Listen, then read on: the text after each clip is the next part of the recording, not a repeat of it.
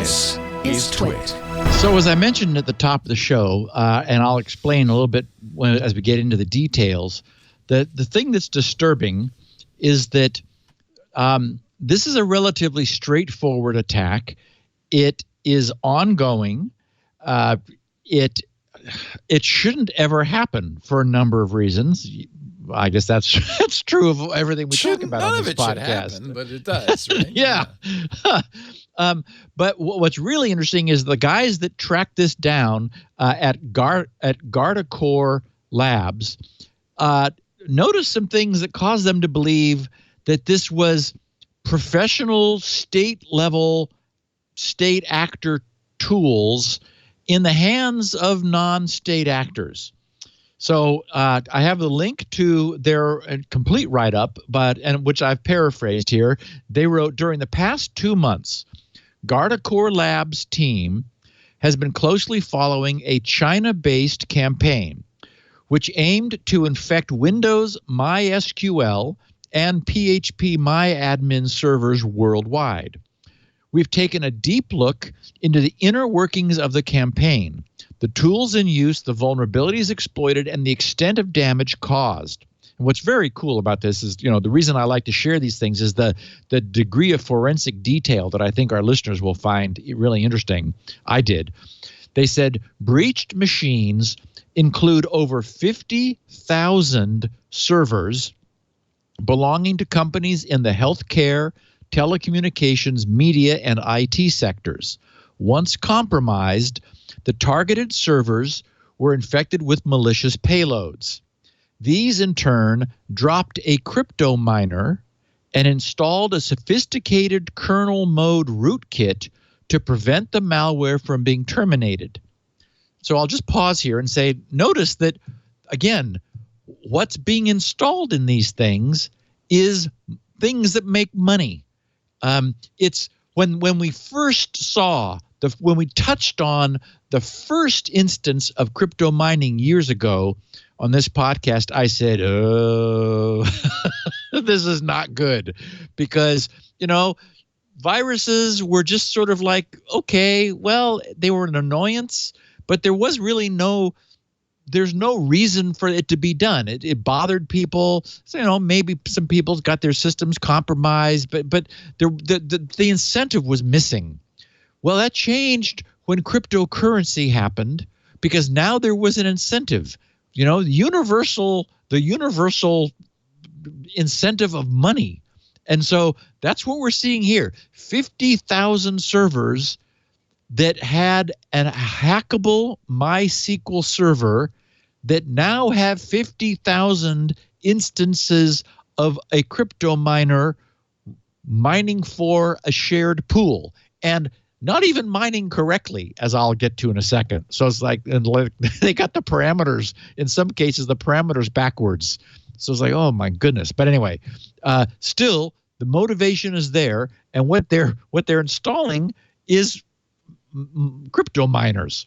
So in the show notes, I have a picture of a graph of just 1 month of observation of this campaign, showing from early April on April 13th, there were 24,087 infections, and exactly a month later, on May 13th, 47,985 infections. So, and it's a sort of a almost, you'd call it a straight line for all intents and purposes. It's got little jiggity jags because you're brute forcing usernames and passwords. What's distressing is that it works. I mean, again, there's a mixed blessing, associated with publicizing the success of a campaign like this, because somebody who would think, oh, that can't possibly work. Well, whoops. It worked 50,000 times.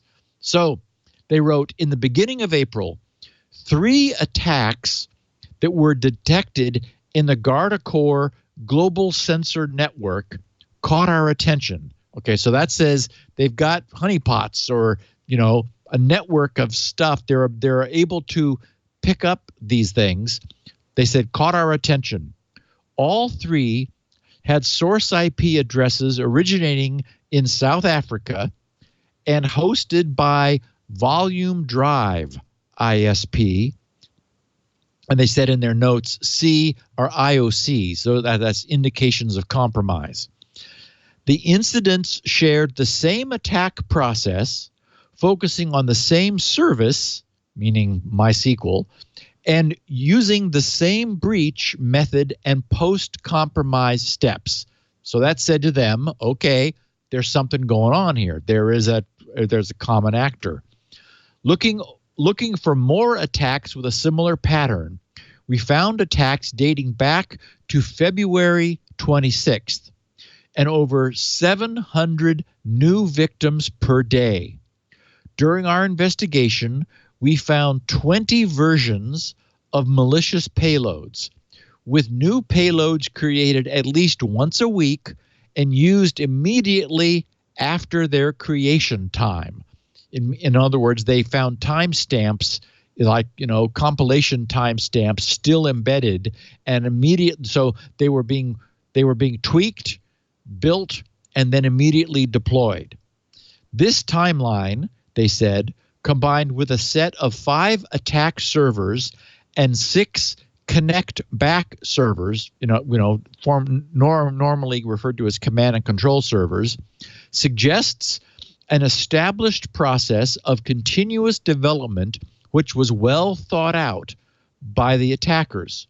Having access then to the attacker's infrastructure, we were able to monitor the relevant file servers and draw insights on the campaign's scope and size. The graph on the page above, the one I showed, shows how the number of successfully infected machines doubled within the time span of 1 month.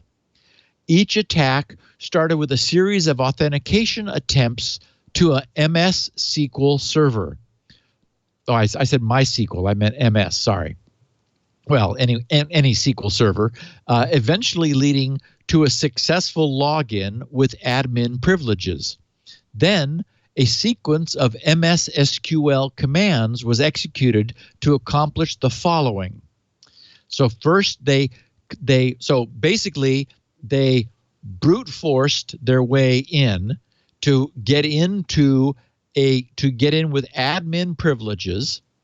Then they configured the server settings to allow what they called a smooth and error-free attack flow.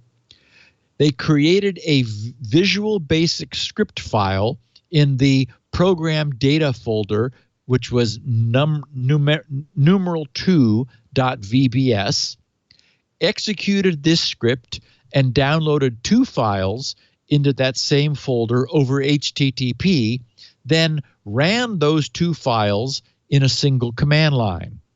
They wrote the attacker's servers were all running HFS, HTTP file server, serving files of different types. One text file included the string Nansh0u, N-A-N-S-H numeric 0U, on which we based the campaign's name. The attacker's infrastructure contained all the modules required for a successful end-to-end attack on MS SQL servers: a port scanner, an MS SQL brute force tool, and then the remote code executor. The port scanner used by the attacker has been known since 2014, so off the shelf. Our attacker used it to detect MS SQL servers by scanning IP addresses and checking whether typical MS SQL ports were open. The ports examined were 1433, 2433, 1533, 1143, 9433, and 5433. The results of the scanning were then fed to the brute force module. The brute forcing tool attempts to log in to each MS SQL server using tens of thousands of common credentials. Once authentication succeeds, the server's address, username, and password are saved to a file for subsequent use. The dictionaries of common credentials used by the attacker can be found in the campaign's indications of compromised repository on GitHub. And in fact, I have the link, as I mentioned, to the GitHub repository on GitHub. I think I looked, it was like a 1 point something megabyte file. So just a massive text file of usernames and passwords, which are used to, in a simple brute force attack. So, not passwords like would be generated by LastPass, but like, brain dead passwords that no admin should ever use for their server. By running the port scanner and the brute force tool, the attacker gained a list of breached servers, IP addresses, ports, usernames, and passwords. The next step was to log into the victims and infect the machines. On the HFS, the HTTP file server, in a folder named Chuan, Chuan, which is Chinese for infect, they wrote, "We found two interesting components. The first was a script named mssql.log. The script's commands were the exact ones we saw in the incidents that triggered our original research. The second file was an executable named usp10.exe. This program receives a server's address and credentials, as well as the contents of the mssql.log. Its functionality is straightforward. It logs into the breached server and executes the mssql.log script, proceeding with the attack on the victim's side. usp10.exe is the attack module responsible for writing and executing the downloader script 2.vbs on the MSSQL victim. Once the MSSQL script is done running on the victim machine, the malicious payload is executed. In all the attacks we have seen as part of this campaign, the attacker executed a command line with two executables, and then they show C:\\Windows /system32 /cmd.exe, which, as we know, is the standard Windows command interpreter, the standard command line, like what you used to call the DOS box. And so then it executes program data /apexp.exe and program data /tl.exe. They wrote, this command executes a privilege escalation exploit. So once again, here's a perfect example in the wild of why a privilege escalation exploit by itself doesn't see, it isn't remote code execution, but it factors into and is crucially important for virtually all other non-directly remote code execution exploits. This is, only one step removed. So this command executes a privilege escalation exploit that runs the malicious payload with system privileges. In the attacker's arsenal are two versions of the PE exploit. That, PE is Windows Portable Executable Format. So apexp.exe and apexp2012.exe and many payload versions. This apexp.exe and apexp2012xp, they write, are two exploits of a known privilege escalation vulnerability from 2014. That's CVE 2014-4113. Passing any program to these executables will run it with system privileges. apexp.exe is known as the APOLMY, APOLMY exploit, and it affects both desktop and server versions of Windows from XP to 8.1 and Server 2003 and 2012 R2, respectively. This, they write, is a weaponized exploit with production-level code. APEXP 2012XE, on the other hand, resembles more of a proof of concept than an operational exploit and is designed to work on Windows 8.1. They wrote, "We found the latter available for download on a Chinese forum seemingly used as a hacker community forum. While both versions use the same vulnerability, they execute kernel mode code for different purposes. APOLMY version copies the system process access token to its own process. With that token, the exploiting process runs the payload with full control over the victim machine. The second version uses a method commonly popularized. Here, the exploit adds the SE debug privilege to the token. Using this window privilege, the attacking exploit injects code into the Win login process. The injecting code creates a new process which inherits Win logon system privileges, providing equivalent permissions as the prior version." They didn't say this, but the reason you would use that second one, which seemed less professional, is that it might be that the earlier exploit had been patched. After all, it's been known since 2014. So one would hope that maybe that the server that has unfortunately has its MS SQL server available through brute force admin login, it might have had the first problem patched, but no remediation for the second. So then they said, we collected 20 payload samples from both the attacker's servers and Guardicore Global Sensor Network. Each payload is in fact a wrapper and has several functions: execute the cryptocurrency miner, create persistence by writing registry run keys, protect the miner process from termination using a kernel mode rootkit, and ensure the miner's continuous execution using a watchdog mechanism. The payloads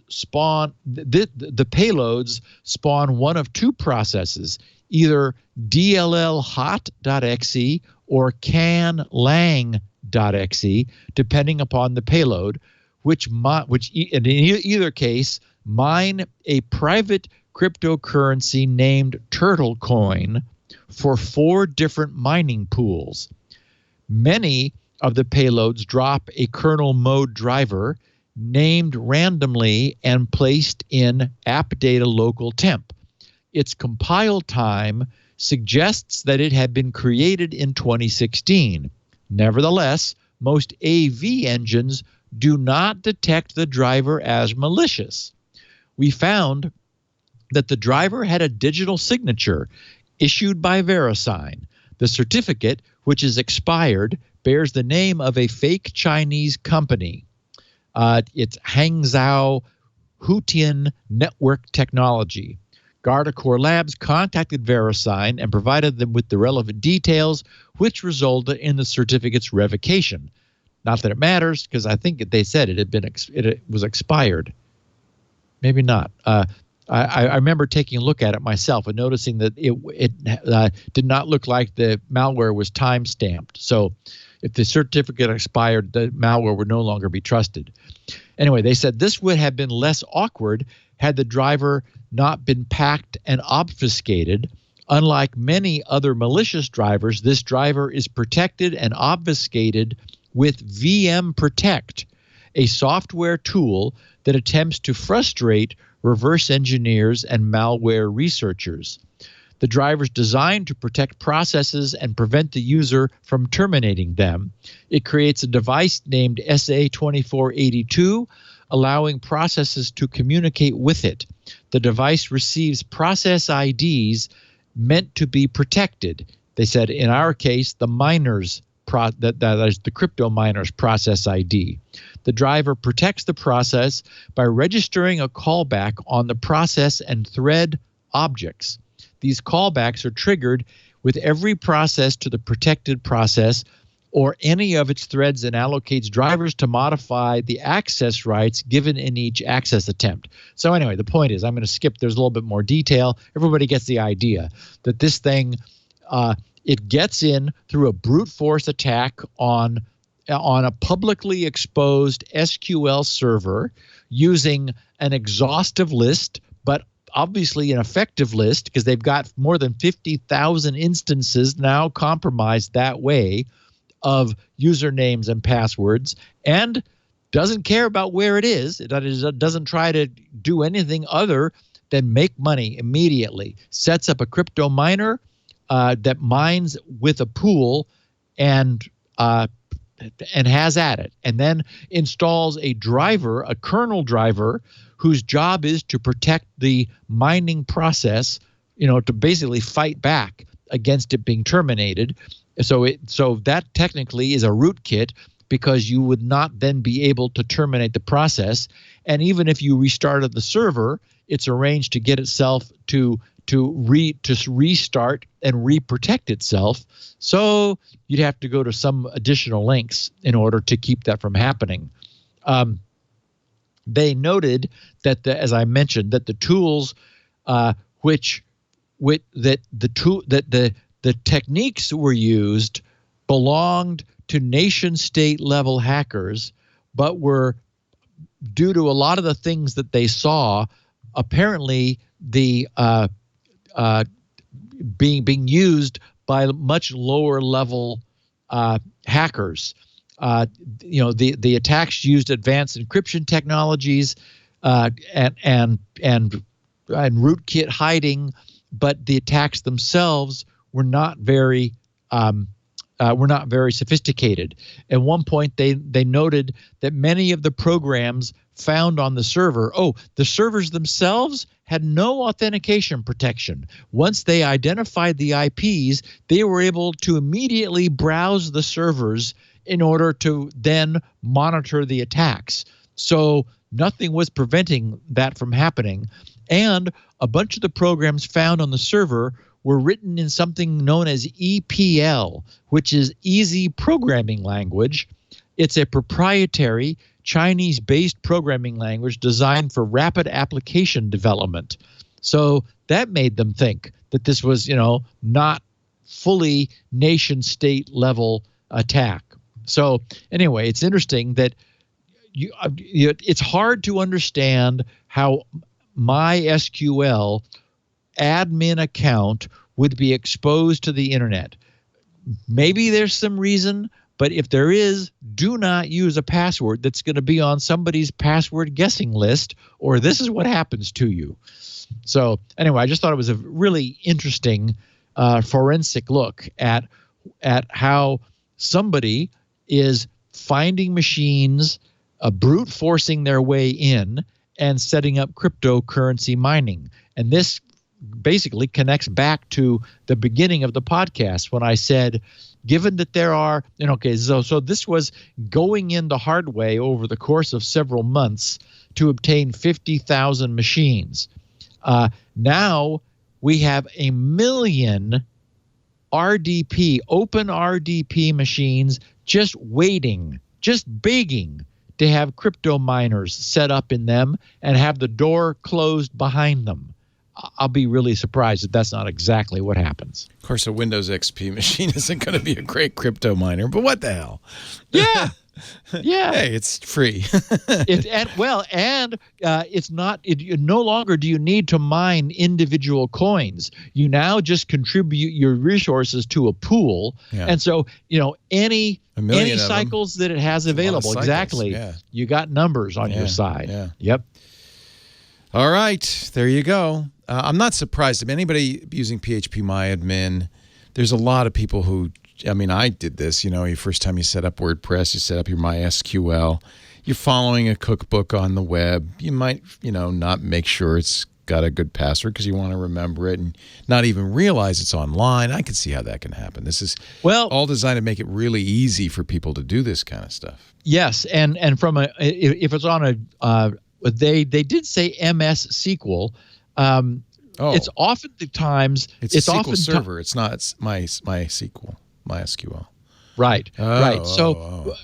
but it is oftentimes the case that you will unwittingly bind the server to the to asterisk rather than to the local interface. Right. And so you are unwittingly opening it up. Yeah. Opening that port to the rest of the world, too. In other words, it's an easy mistake to make, but it's why we always emphasize you shouldn't be running servers if you don't know what you're doing, because a server is open to the public. Right. Yeah, that's the problem. Right. Yeah. And just stick it behind a router. If you stick it behind a router then and then it doesn't only serve. Yeah. Well, but then you only open the ports that you need to. Right. So. Right. Yep. Yeah. Of course. I mean, securing this isn't hard. It's just that people aren't paying any attention. They know what they're doing. They're following a recipe they read somewhere.